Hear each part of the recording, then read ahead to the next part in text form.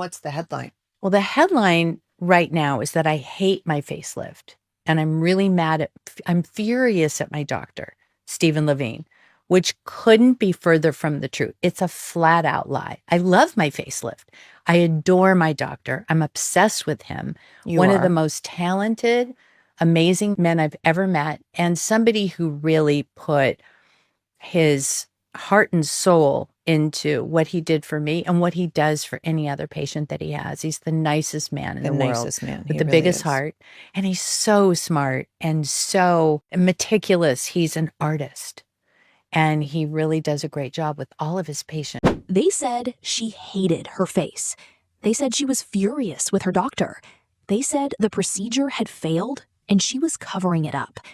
Every outlet ran the story. Every tabloid pushed the narrative. And not one of them called to ask if it was true. Kris Jenner built an empire on knowing exactly when to speak and exactly when to stay silent. Let's talk about news headlines and all that kind of stuff. Because you are not only our mom, but our manager, you either hear a million different things a day from either one kid, two kids, all of your kids, yourself. Do you already know what's true or not true? Do you get worked up about the news coverage or what they're saying? Most of what I see and hear, you don't know what's true and what's not true anymore. Well, you even have a problem with what is AI. My mom will see AI photos of like me and my sisters. That's right. That's working at a restaurant. She's like, when did you guys work at this restaurant? And we're like, I thought you were doing like that's not real. So like an ad for whatever restaurant that was. You can't even tell what's AI, but we are like, it's crazy. I can't. But this time, the lie was too loud. And for the first time, she didn't just deny it. She named names. She called out the media machine, and she said exactly what she had been told she shouldn't say out loud. Here's what they didn't want her to say. Kris Jenner is not just a celebrity mother. She is arguably the most powerful manager in Hollywood, overseeing $5 billion brands under one roof, controlling narratives that shape global pop culture, and doing it all while being photographed every single day. Well, here's the thing. I like to take mental health breaks and not go online because I think it's really healthy. Like this last couple weeks, I tried not to look, but the first thing I have to do as a manager and somebody who's running these businesses for 5 beautiful daughters and my amazing son is make sure like what's going on and what do I need? What fire do I need to put out today? Sometimes like waking up to some of the craziest stuff is jolting, or just making sure that everybody's posting what they're supposed to be posting, achieving the deliverables that are being asked of us to do for different brands, and that everybody's doing what they're supposed to be doing. And it's running like a well-oiled machine. That's my job. So when I'm doing that, then at the same time, you come across the crazy. When she stepped off a plane in Paris, Mom. No, Mom, when you start acting like my mom. But so that's really disappointing because, first of all, if I take you back to my face and my facelift journey from like almost a year and a half ago, I never in a million years was going to talk about doing a facelift. I didn't bring this to anybody's attention. I didn't post a picture and say, oh my God, guys, look at my facelift. Don't I look great? I like was minding my own business. I flew to Paris.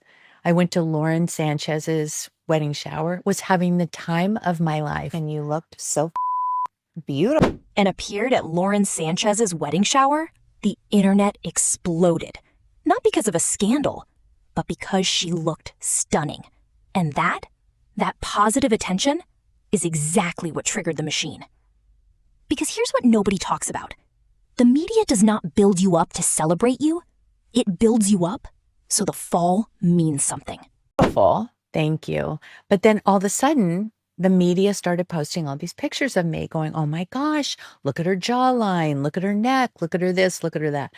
And it became sort of this crazy, obsessive thing where every single person was posting about it, talking about it. There were doctors that I've never met before in my life that were putting my face up on a screen with like a pointer going, and this is what she had done. And this is what she had done. There was one doctor that posted a photo of me and did a live or, a taped video with the pointer and said, see right here, Kris has had 3 rhinoplasties. And I've never had my nose done. And one imperfect angle, one unflattering photograph, and the same outlets that spent weeks praising her jawline suddenly had a new story. That the facelift had gone wrong. That she was devastated. That she was blaming her surgeon. The surgeon's name? Dr. Steven Lavine. And according to every headline, Kris Jenner was furious with him. Really interesting because everybody started making such a big deal out of it. But then there was a group of people, and one by one, there were several people that started to take credit for the work. Kind of in a, like, oh, I might have done that, or I might not have. Right. And it was kind of interesting. The and so I HIPAA called law of it all. Right. And I called Steven and I said, hey, this is getting so much attention and it's really out of hand. And I'd like to just say who, your name, how do you feel about that? And he said, well, I'm cool with it. Why don't we just create a password? I think I told you this before, that if somebody calls, and because of this referral, that I'll know that it's from you and we'll create a password. So we did. And you're saying because publicly you were going to acknowledge who your doctor was. Right. He was going to become booked and busy. But if Who anyone knows? that you referred wanted to get in, you would have the Kris Jenner password and they can get in. Yes. That's what the... Stay with this, because what happened next reveals everything wrong with the celebrity media ecosystem. Kris never complained. Not once. In fact, she had never even planned to go public about the procedure. She flew to Paris. She attended the event. She was minding her own business. They are. No, of course. I'm just saying, But so what are we upset about? I'm upset that people are calling out, saying, I'm furious with my doctor. I'm blaming him for this facelift that completely fell apart, which no and no. The only reason to even bring it up or say anything about it is because it's really hurting someone else. Like, I can take what people say. I have pretty thick skin, and I don't really need to talk about, this issue at all, except for the fact that it really does. Someone else is involved, and I love him, and I think he's a genius, and I think he's one of the most talented doctors I've ever been to. Sleep with him. It was the media that turned a set of photographs into a breaking news cycle. Doctors she had never met, licensed, practicing physicians, were posting videos online with diagrams and pointers. Got it. Yeah. Here's the thing. In the world of the internet, social media, it doesn't matter what you do and what category you're in. The media, or now anyone with a platform is considered media at this point. They build you up. Yeah. They put you on this pedestal.